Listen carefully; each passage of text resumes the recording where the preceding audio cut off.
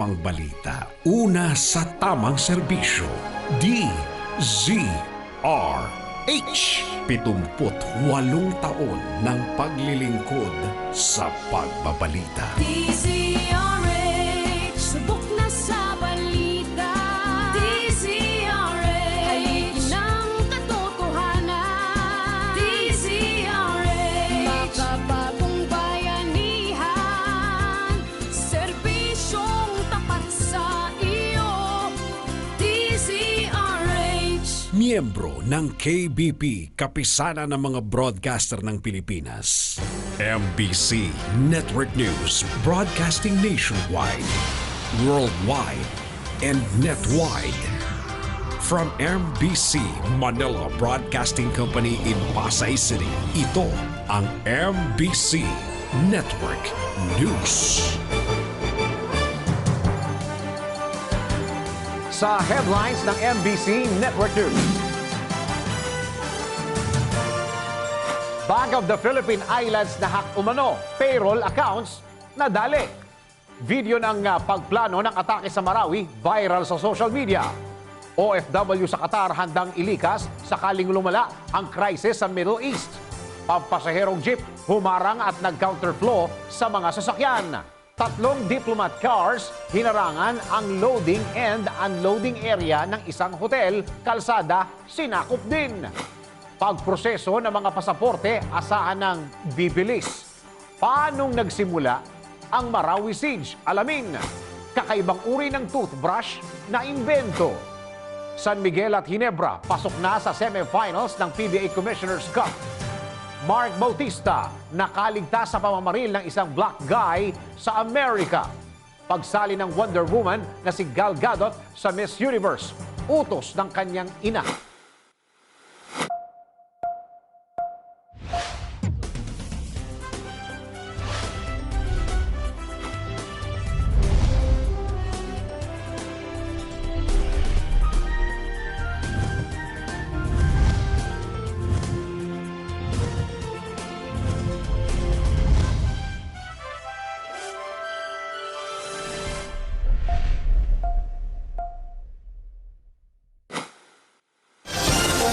Magandang araw Pilipinas, Luzon, Visayas at Mindanao at sa buong mundo. Samahan po ninyo ako ng kalating oras sa balitaan.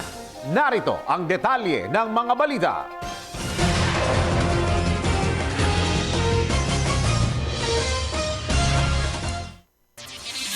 Unahin muna natin itong live poll natin na nangyari din kahapon. Kahapon po, nagsagawa ang DZRH News Television ng live poll sa tanong na, payag ka ba na ipagbawal na ang lahat ng Pilipino sa lahat ng kasino at hayaang mga foreigners na lang ang maglaro sa mga kasino? Sa loob lamang ng isang araw, mabilis na inula ng mga boto ang live polls kung saan nakakuha ng mahigit 2,700 votes ang mga nagsabi na para sa kanila okay lang na ipagbawal ang mga Pilipino sa lahat ng kasino. Habang halos 100 lamang ang nagsabi na hindi dapat pagbawalan ng mga Pinoy at hayaang mga foreigners lang ang maglaro sa kasino.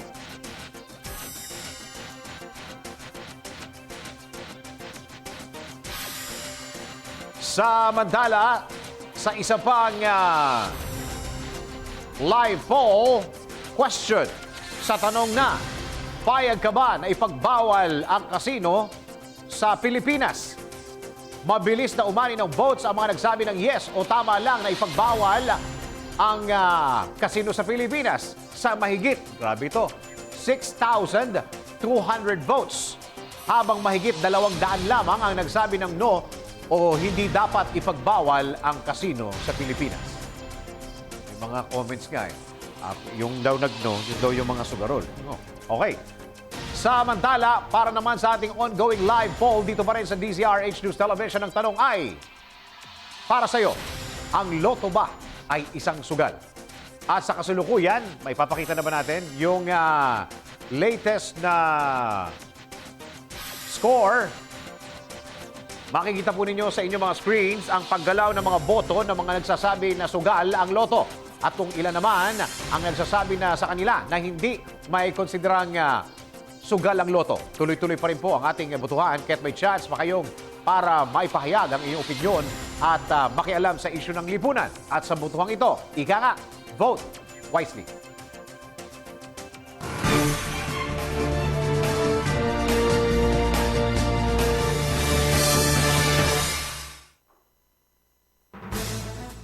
BPI nahak umano. Hot topic ngayon sa social media ang mga reklamo ng mga kliyente ng Bank of the Philippine Islands matapos himala umanong mabawasan ang kanilang mga savings sa bangko. Pero ano nga ba ang sanhi ng umano'y hacking na ito?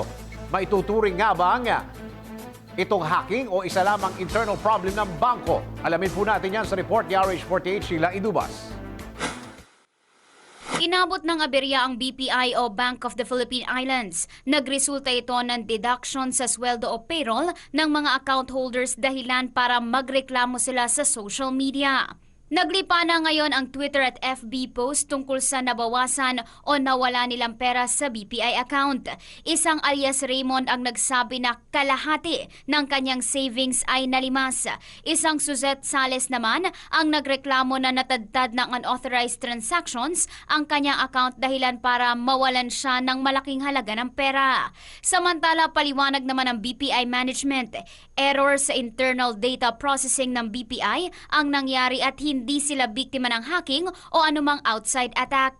Humingi ang BPI management ng paumanhin sa mga account holder at nangakong aayusin ang aberya, gayon din ang nawala o nabawas na pera ng mga kliyente. Para sa MBC Network News RH48, Sheila Edubas, naglilingkod sa pagbabalik.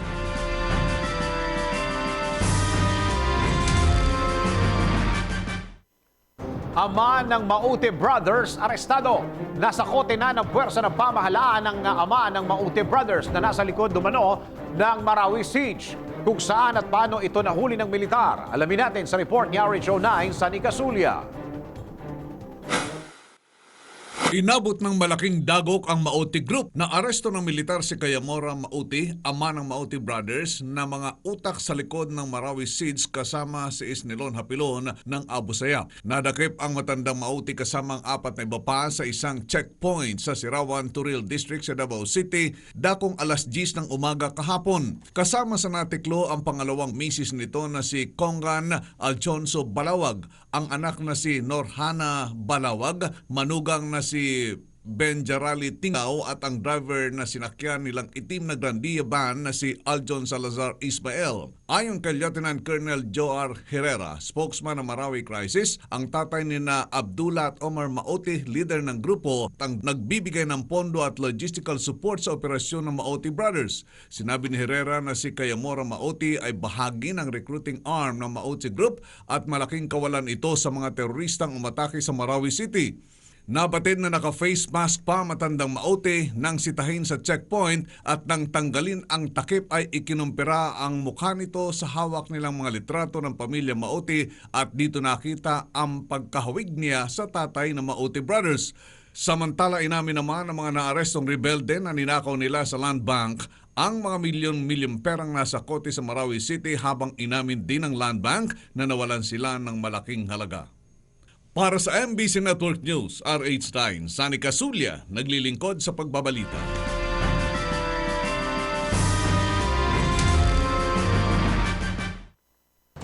Maute Group, pinapupulbos na ni Pangulong Rodrigo Duterte.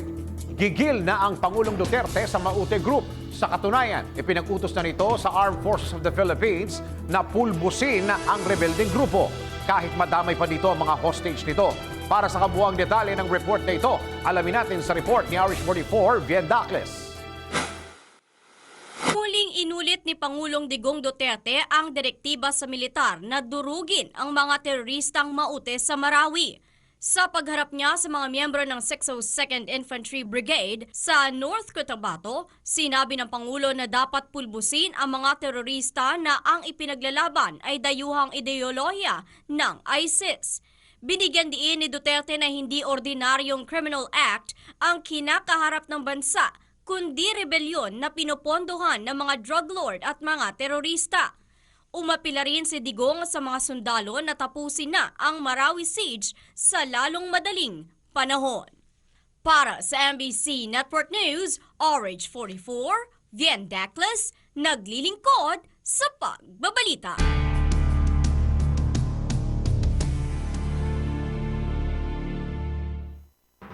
Video ng pagpaplano ng pag-atake sa Marawi, viral. Viral po ngayon sa social media ang video kung saan makikita ang pagpaplano ng mga matataas na pinuno ng Mauti Group para sa lakayin ng Marawi City. Kung ano ang mga napag-usapan sa meeting na ito, alamin po natin sa report ni RH48 Sheila Idubas. Kumakalat ngayon ang video footage ng pagpaplano ng mga leader ng Maute sa ginawang pagsalakay sa Marawi City. Nadiskubre ang naturang video sa isang cellphone sa safe house ng mga terorista na niraid ng mga sundalo sa Marawi City noong May 23. Kabilang sa makikita sa video sina Abu Sayyaf leader Isnilon Hapilon, magkapatid na Abdullah Maute at Omar Kayam at Madi at isang nangangalang Abu Humam.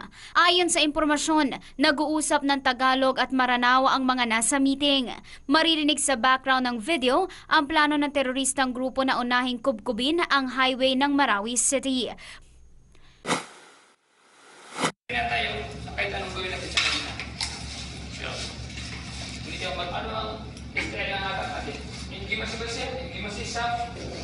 Tapos, sunod na ito. O kaya una tayo dito, isa, at isirin natin itong isa. Magkalima, siya, pilit tayo magpo sa mga paralan. Kaya ang parang nito, ng mga leader. Pag dagdag dyan, dagdag ito, isa, at isirin natin itong isa. Para sa MBC Network News RH48, Sheila Edubas, naglilingkod sa Pagbabalita.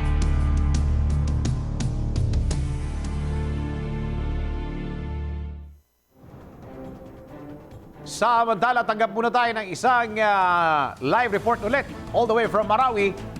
Nasa linya po natin ngayon si RH19 June Dimakutak. Lakay, ano na update?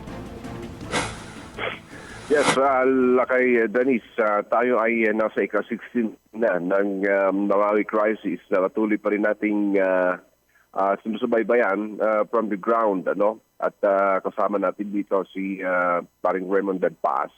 At alam nyo, mula kagabi, marinig natin yung mga manakanakang putukan, automatic gun burst ang ating marinig at sumasagot naman itong artillery. No? So hanggang sa magdamag ay medyo may mga manakanakang putukan hanggang sa mga oras na ito. Medyo masamang panahon, umuulan at wala tayong nakikitang mga anumang action, itong airstrike dito sa Marawi. At kahapon ay natagal tayo nakipag-usap sa OPAP sa magitan ng kanilang itong GPH MILF Joint Coordination Monitoring System Center na pinapangunahan ngayon dito ni retired Colonel Dixon Hermoso, Assistant Secretary ito ng OPAP. At nakapokus sa paring Dennis kung paano mailabas pa ito mga steel na trap sa iba't ibang barangays ng Marawi City na hanggang sa kasalukuyan ay patuloy pang nagte-text, nagpaparamdam na sila ay buhay pa at naroon pa sa loob. So, hinihintay lamang yung ilan sa mga signal from the ground, dito mismo sa ground zero, kung paanong at bago action itong GPH MILF, itong JC MAC, itong MILF corridor na ngayon ay base ngayon dito sa tawag natin ay ground ng Kapitolyo. At ilan lamang sa mga tinututukan natin ngayon, paring Raymond, ay itong pakipagsabayan naman ng ilang grupo ng BIFF dito sa bahagi ng Maguindanao at North Cotabato. Ngayong 1:30, nasa Tacorong City si Pangulong Digong. Siya ay tutungo sa Mechanized Infantry Maasahan Brigade Division sa may Camp Leono, Barangay Kalandagan, Tacorong City. No? At kahapon ay nasa Carmen siya. At ngayon naman ay nasa Tacorong City. At ongoing itong artillery fire mula rito sa ating mga kasundaluhan sa mga battalions na nakapalibot dito sa Ligawasan Marsh. Dahil on-site itong mga armadong grupo na ayon po naman sa mga itong intelligence report ng AFP ay nagsanib pwersa na itong BIFF, ang Maute at itong Abu Sayyaf Group na nauna nang nariyan sa Maguindanao bago umakyat dito sa Marawi City. So ito yung tinututukan na paring Dennis ngayon ng ating authorities dyan sa may Central Mindanao. At kahapon may mga recovered na mga firearms dyan sa may bahagi ng Dimapatoy area na locate itong hideout ng mga armed groups na mayroong flag, itong black flag ng Maute, ng ISIS. At pawang mga high-powered firearms yung nakumpiska at merong isang napatay bago na pasok nitong joint alarms ng ating gobyerno. Itong hideout na ito, isang napatay sa mga suspect at dalawa yung nahuli, isa yung nakatakas. May mga RPGs na nakuha dito sa naturang na ito. So malamang na itong grupong ito ay magsasagawa ng kanilang pag-strike kung sakaling alinsabay dito sa nangyayaring pagsalakay na naman itong mga armed group na ito sa may bahagi ng Ligawasan Marsh. In between ito sa boundary ito ng North Cotabato at ng Maguindanao, paring Dennis. Okay, Lakay, tanong ko muna, yung nahuli na tatay nung mga Maute, ibig sabihin, ito'y nahuli sa magitan ng checkpoint at meron sila daw litrato. Tama ba to? Tama ka, Lakay.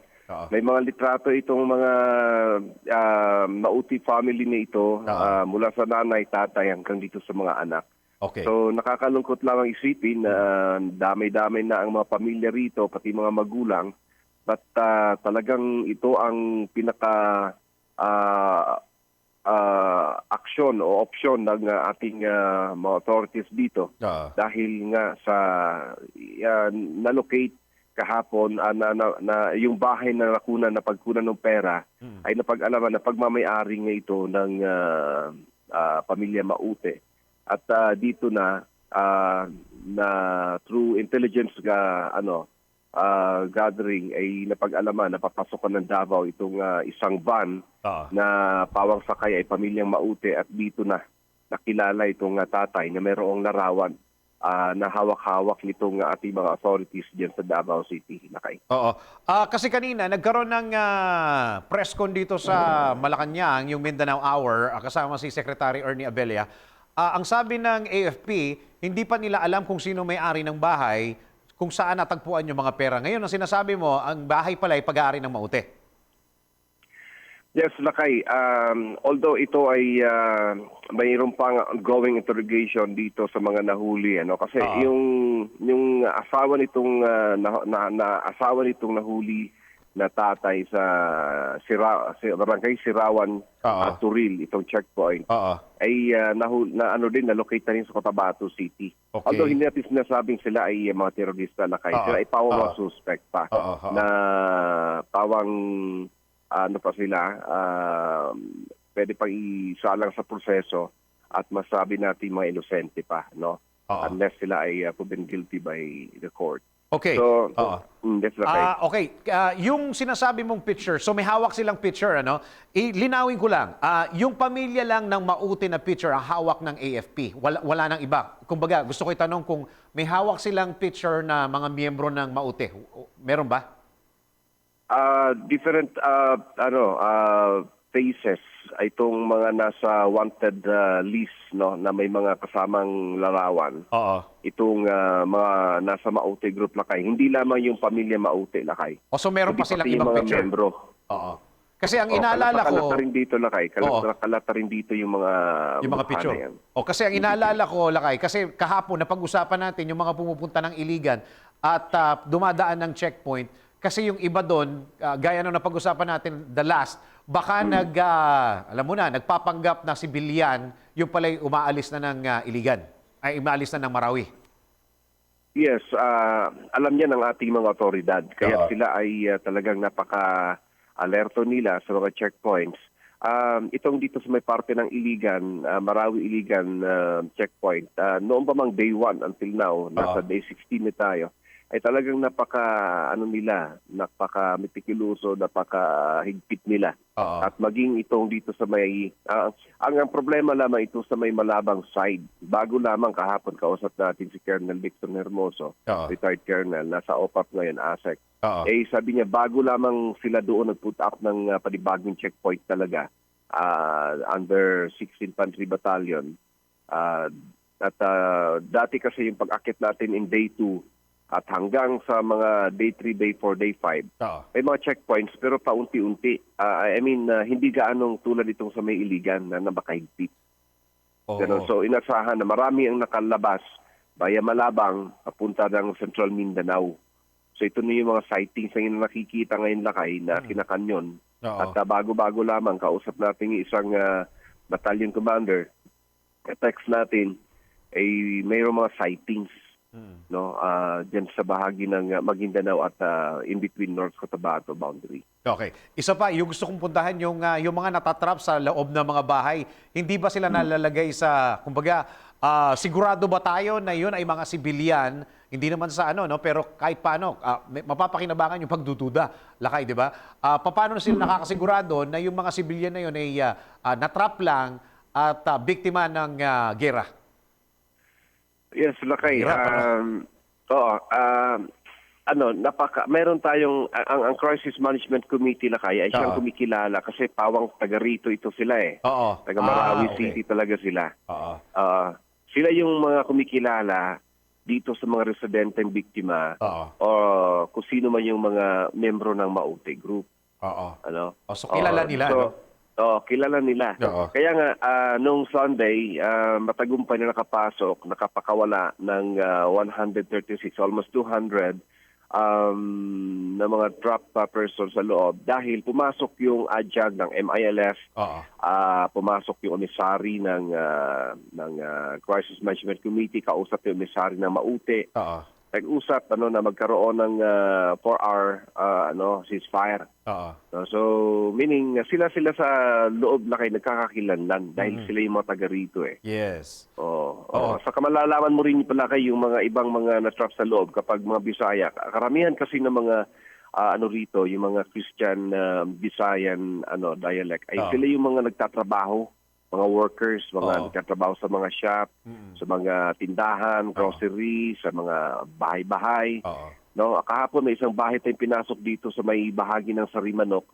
Ang naiwan doon ay Kristiyano, pero wala yung mga amo. So ang nangyari, naiwan yung Kristiyano, ay dinala na lang din namin dahil sa takot nung na baka mamaya ay malaman andyan siya at baka mapatay. So dinala namin at nakalabas na rin ang Marawi. Okay. Meron pa isa, Lakay, kasi kanina pinakikinggan ko yung pinanonood namin dito yung press ko ng AFP. Ang sabi nila, ayaw nilang magsalita tungkol doon sa kung gaano nakalaki at gaano nakarami ang napatay na, o siguro kung gaano nakalaki yung nakubkub nila na teritoryo ng Maute. Pero nung tinanong siya ng isang reporter dito, sabi niya, gaano na ba kalaki yung kanilang nakuha? Ang sabi ng AFP, ayaw namin magsalita ng maliit ba o malaki na nakuha. Ano yung baseline na yung pinagbabasehan nila ng sinasabi nila na paunti na ng paunti yung Maute? Lakay, alam mo, yan din ang pareho kami ng sitwasyon ng mga reporters dito. Dahil nung day 1, day 2, day 3, day 4, day 5, hanggang day 10, napakalimitado ng pamamahayag ng one-authored spokesman, itong si Lieutenant Colonel Joar Herrera.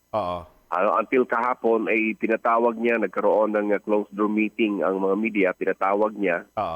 At doon nag-usap-usap kami kung ano bang napaka-epektibong gagawin na ikangay makapagbigay ng tamang impormasyon sa ating mga nakikinig at mga nanunood sa labas dito sa labas sa Marawi.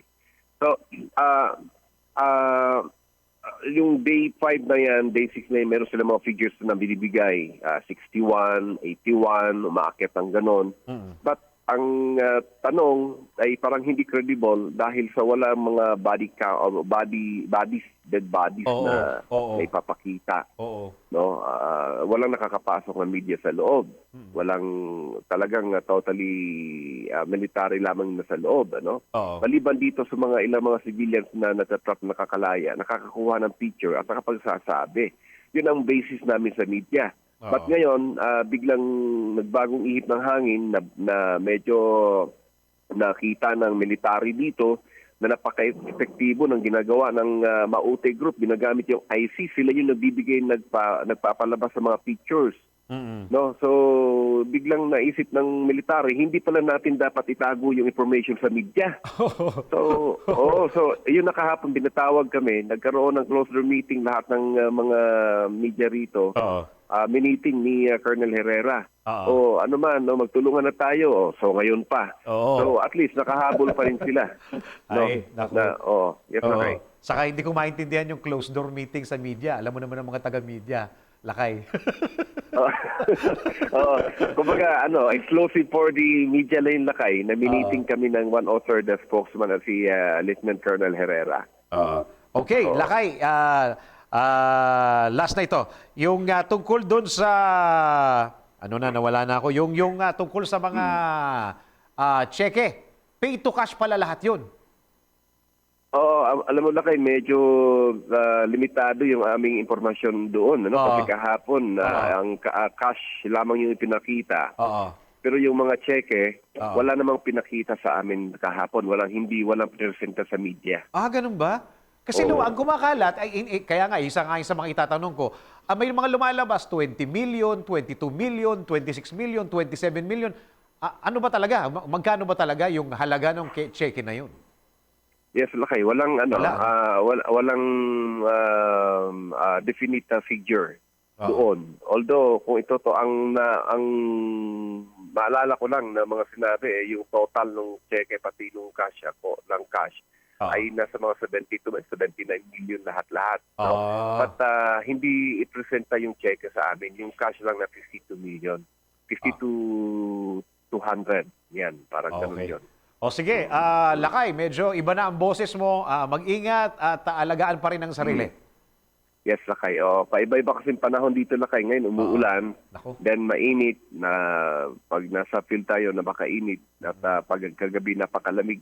So, ganun ang klima rito sa Marawi City. Yan, lakay. Ang ating salamat. Ang ating patuloy mga updates mula rito sa Marawi City, RH19.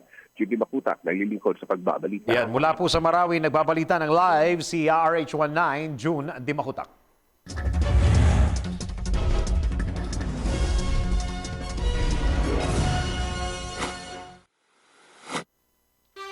Samantala, puntahan po muna natin ang balita mula sa Qatar.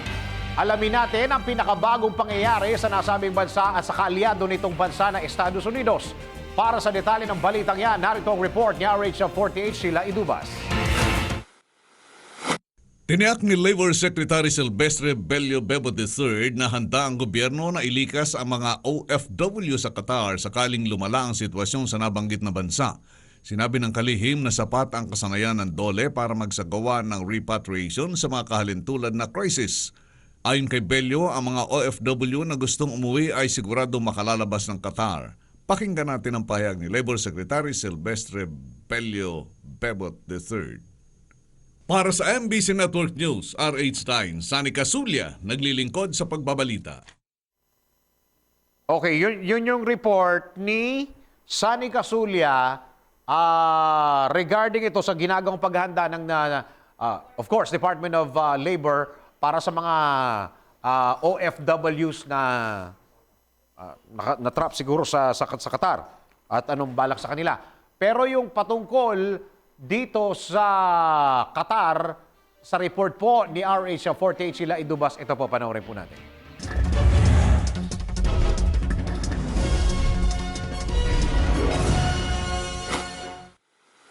Humiling ng dialogo ang Foreign Minister ng Qatar at tiniyak na mananatiling matatag ang relasyon nito sa Estados Unidos sa kabila ng lamat sa diplomatic ties sa ilang Arab countries.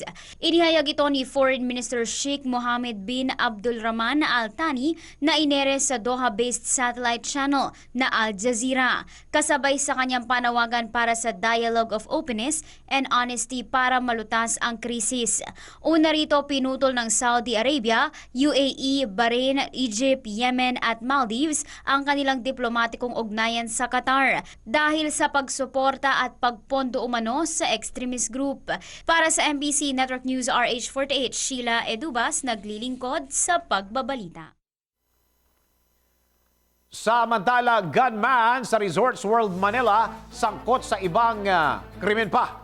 Bukod sa pamamaril at panggugulo sa Resorts World Manila, naiugnay din ang lone gunman sa pamamaslang sa isang casino financier at abogado.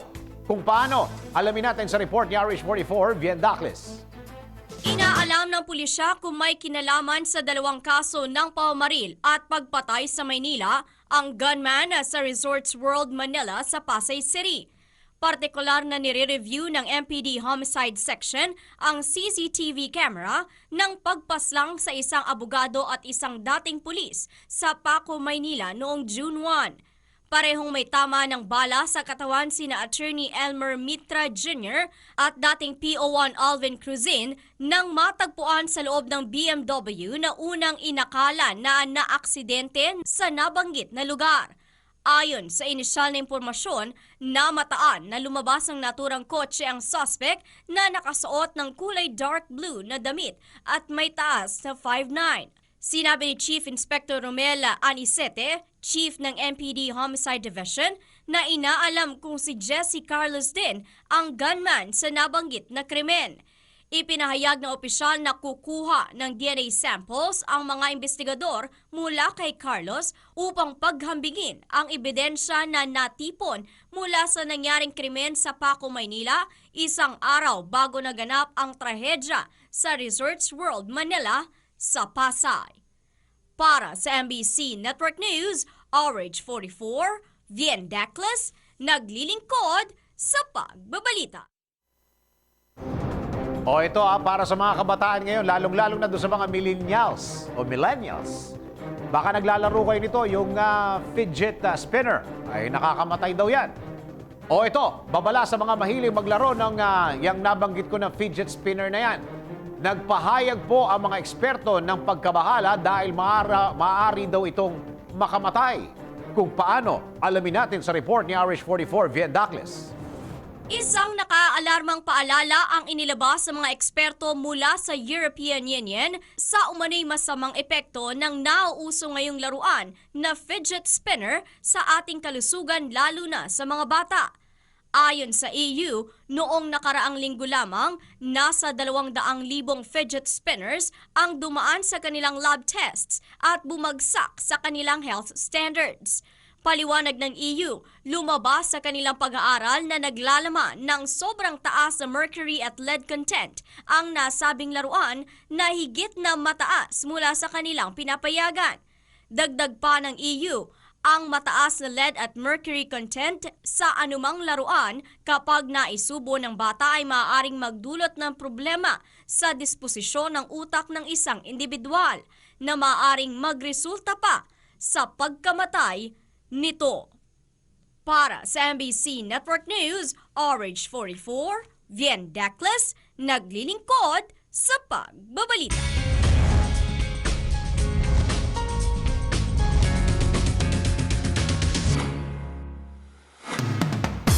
Showbiz na muna tayo. Buhay ni Mark Bautista muntik nang manganib. Mark Bautista nakaligtas sa pamamaril ng isang black guy. Doon po sa Amerika ito nangyari. Alamin natin ang report mula kay RH43, si Rocky.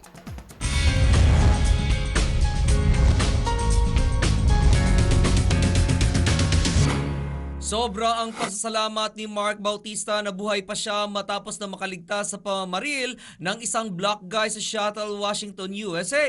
Sa kanyang Instagram account, ipinost ni Mark ang picture ng kotse sa kanilang unahan na umano'y sinakyan ng nasabing gunman na walang habas na namaril, hawak ang 2 baril. Ipinakita rin ng singer ang kanyang sinasakyang kotse na may tama ng isang bala sa bandang side pa kung saan siya nakaupo, kaya't nanginig at nanlamig umano ang buo niyang katawan nang makita ang tama ng bala sa tagiliran ng kotse. Ang iba pang detalye tungkol sa balitang iyan mamayang alas 12 ng tanghali sa aking STL Showbiz Chismis Live. At yan aking balita. Ako naman si RH43 Rocky, ang inyong kaliga sa mundo ng showbiz.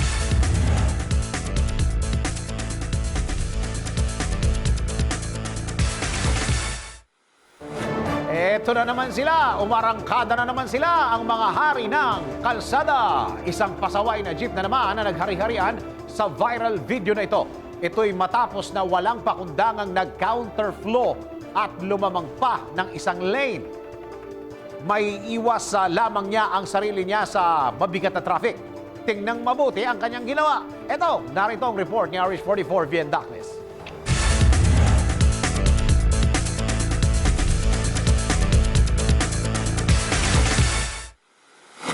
Walang pakialam at pinatotohanan lamang ng pampaserong jeep nito na siya ang tunay na hari ng kalsada. Ito'y matapos na walang pakundangang humarang at nag-counterflow pa sa ilang mga motorista sa kabilang lane ng kalsada.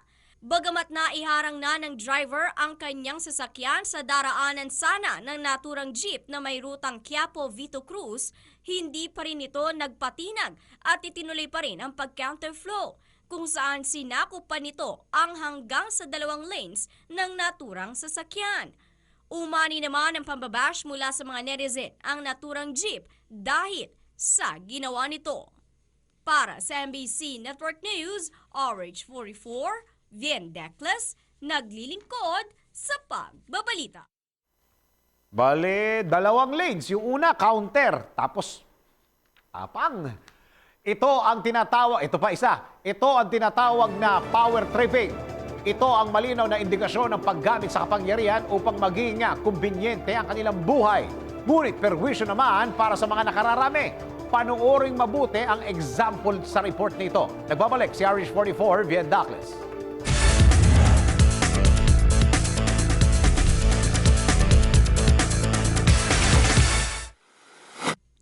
Tila ba inangkina ng 3 diplomat cars na ito ang bahagi ng 5th Avenue sa Bonifacio Global City sa Taguig matapos na harangan ang isang loading and unloading area at sakupin pa ang 3 lanes ng 4-lane avenue na ito.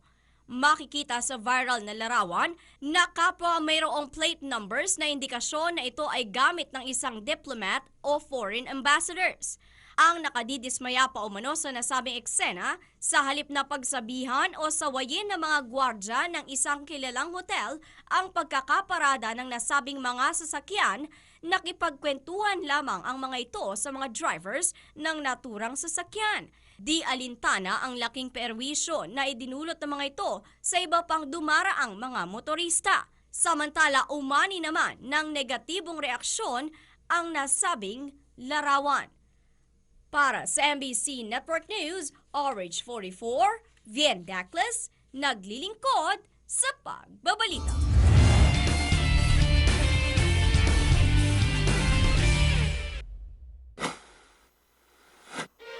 No more long lines. Hindi na magiging pahirapan pa ang pag-a-apply o pagpaproseso ng inyong pasaporte sa DFA matapos na maikabit na ang mga panibagong kagamitan sa ahensya na inaasahang tutulong upang mapadali ang mga transaksyon doon. Para sa detalye ng Good News Report na yan, narito, ihatid sa atin yan ni RH09, Sunny Casulia.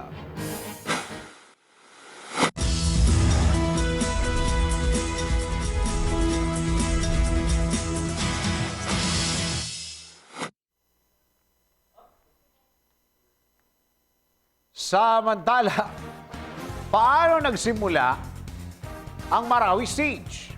Madalas nating narinig ngayon ang tungkol sa mainit na bakbakan ng militar at rebeldeng grupo sa Marawi City. Trending din po ngayon ang video kung saan makikita kung paano pinlano ng mga armadong kalalakihan ang kanilang pag-atake sa lungsod. Pero paano nga ba nagsimula ang Marawi Siege? Sino nga ba ang mga mastermind sa likod nito? Alamin natin yan sa Alam Ba News Report ni RH49 Rita Salonga. Isa ang Pilipinas sa mga bansa na makukonsiderang hindi mapayapa, base na rin sa pinaka-latest result ng ginawang pag-aaral ng Global Peace Index para sa taong 2017. Ayon sa kanilang report, ang Pilipinas ay nasa ika-138 na posisyon mula sa 163 na bansa na kasama sa kanilang pag-aaral. Patuloy pa rin tayong bumababa mula nang maupo sa pwesto ang Pangulong Rodrigo Duterte. Kasama sa kadahilanang na nakakaapekto sa pagbaba ng ating ranggo ay ang sunod-sunod na pagkamatay ng mga hinihinalang adik at tulak ng ilegal na droga. At sa nangyayari ngayon sa Marawi Siege na tila wala pang katiyakan kung kailan ito matatapos, paano pa kaya makakabawi ang bansa natin? Paano at nga bang sitwasyon ngayon sa Marawi City? Ano-anong hakbangin na ba ang ginawa ng gobyerno para tapusin na ito? Paano ba ito nagsimula kung tutuusin? Para sa kabuuang balita, maglagon lang sa www.tsrhnews.com. Para sa Alam Ba News, RH49 Rita Salonga, naglilingkod sa pagbabalita.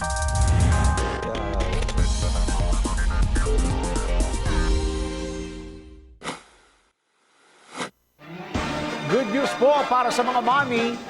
Hirap na ba kayong uto sa inyong mga chikiting para lang mapapayag silang mag-toothbrush? Well, worry no more dahil naimbento na ang fountain toothbrush. Wow! Kung ano nga ba ang kaibahan nito sa ibang mga toothbrush, alamin po natin sa report ni RH44 via Douglas. Ang pagpapa-toothbrush sa mga chikiting ay tila isang roller coaster ride. Kailangan mo rin ng matinding pasensya upang mapapayag ang iyong chikiting na maglinis siya ng kanyang ngipin. Minsan ay kailangan mo pang bigyan sila ng suhol para lamang mapapayag silang mag-toothbrush. Ngunit mas madalas, hindi mo nauuto ang iyong makulit para mag-toothbrush. If you already run out of idea para lamang mapapayag siyang mag-toothbrush, solve na ang iyong problema sa pamamagitan ng fountain toothbrush. Ito ang toothbrush that easily turns into fountain. Isang imbensyon na siguradong papatok sa mga batang mahirap utusan na mag-toothbrush.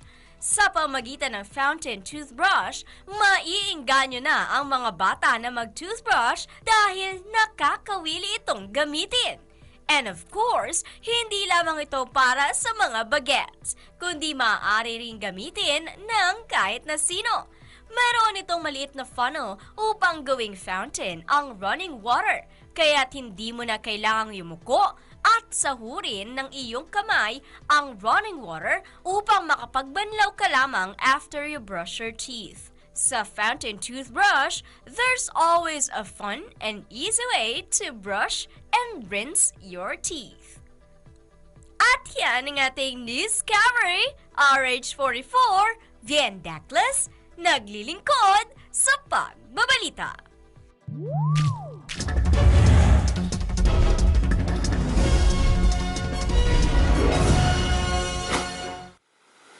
Pareho nang nakapasok ang dalawang top-seeded teams na Barangay Ginebra Gin Kings at San Miguel Beermen sa semifinals ng 2017 PBA Commissioner's Cup matapos talunin ang kanilang match-up na Global Port Batang Pier at Phoenix Fuel Masters. Unang nakapasok ang San Miguel Beermen na pinangunahan ni sharpshooter Marshall Lassiter na nakakuha ng 26 points sa pamamagitan ng 5 3-pointers.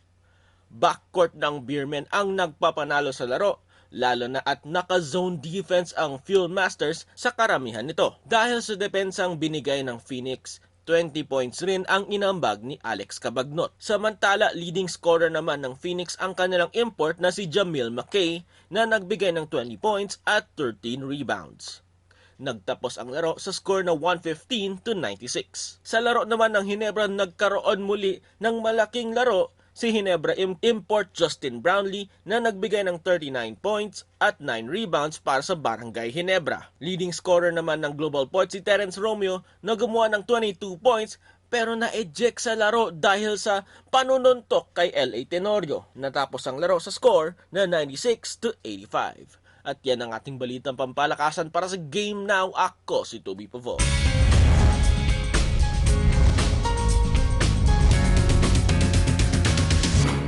Kinumpirma ng gumanap na Wonder Woman na si Gal Gadot na napilitan lamang siyang sumali sa beauty pageant sa kanilang bansa dahil sa kanyang ina. Ayon kay Gal, 18 years old lamang siya noong panahong sumali siya sa pageant noong 2004 at ka-graduate lamang niya sa high school nang sabihan siya ng kanyang ina na itry niyang sumali sa Miss Israel. Anya mismong ang nanay pa niya nagpadala ng kanyang picture sa Miss Israel organization kung saan nagulat umano siya dahil pumasa ang ipinadalang picture ng kanyang ina hanggang sa manalo siya sa nasabing pageant. Ang iba pang detalye tungkol sa balitang yan mamayang alas 12 ng tanghali sa aking STL Showbiz Chismis Live. At yan aking balita. Ako naman si RH43 Rocky, ang inyong kaliga sa mundo ng showbiz.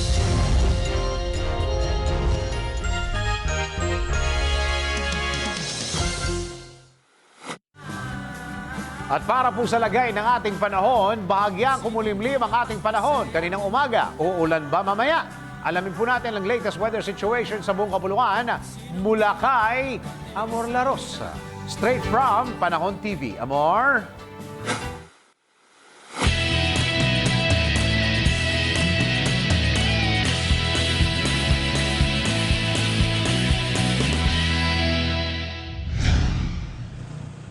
Happy Wednesday, Pilipinas! How's your week so far? Ngayong first week of classes, ang good news, walang umiiral na bagyo dito sa loob ng Philippine Area of Responsibility. Pero ang not so good news, posible pa rin ang mga pag-ulan. Ano-anong areas kaya makakaranas ito ngayong araw? Ito ang forecast ng Pag-asa. Buong Luzon makakaranas ng bahagya hanggang sa maulap na kalangitan. Magpapakita si haring araw pero posible pa rin ang isolated thunderstorms. Sa Visayas, maaliwalas ang panahon sa Tacloban, Iloilo at Bacolod kaya tamang-tama yan sa inyong food trip at pamamasyal. And lastly, Mindanao makakaranas po ng maulap at maulang panahon dahil ito sa ITCZ o Intertropical Convergence Zone. At dahil dominante pa rin itong ITCZ o Intertropical Convergence Zone, narito ang mga dapat pa nating malaman tungkol sa weather system na ito.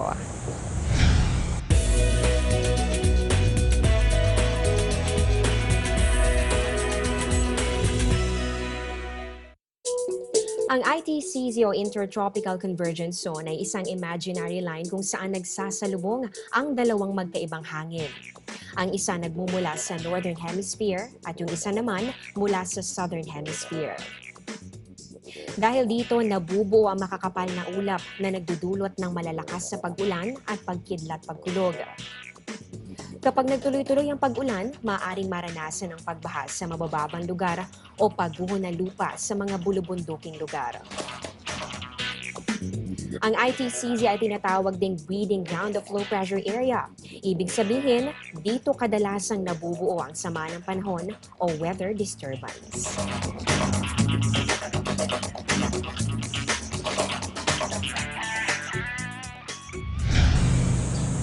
At yan muna ang latest mula rito sa Quezon City. Ito ang Panahon TV kung saan walang pinipiling panahon ang pagbibigay impormasyon.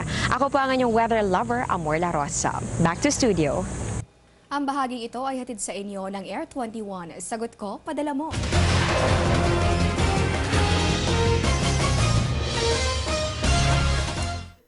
Okay, update po tayo. Para naman sa ating ongoing live poll dito pa rin sa DZRH News Television. Ang tanong, para sa iyo, ang loto ba ay isang sugal? At sa kasalukuyan, eto na, nakikita po ninyo sa inyong mga screens ang paggalaw ng mga boto ng mga nagsasabi na sugal ang loto. At kung ilan naman ang nagsasabi na sa kanila na hindi may kukonsiderang sugal daw ang loto. Tuloy-tuloy pa rin po yan ang ating botohan, kaya't may chance pa rin kayo para maipahayag ang inyong opinyon at makialam po sa issue ng lipunan. At yan ang kabuuan ng ating balitaan sa ngalan ng bumubuo ng MBC Network News. Ako po inyong lingkod sa pagbabalita. Ako po si Dennis Antenor Jr. Bukas, alas 11 ng umaga, tuloy-tuloy ang ating balitaan dito lamang sa MBC Network News.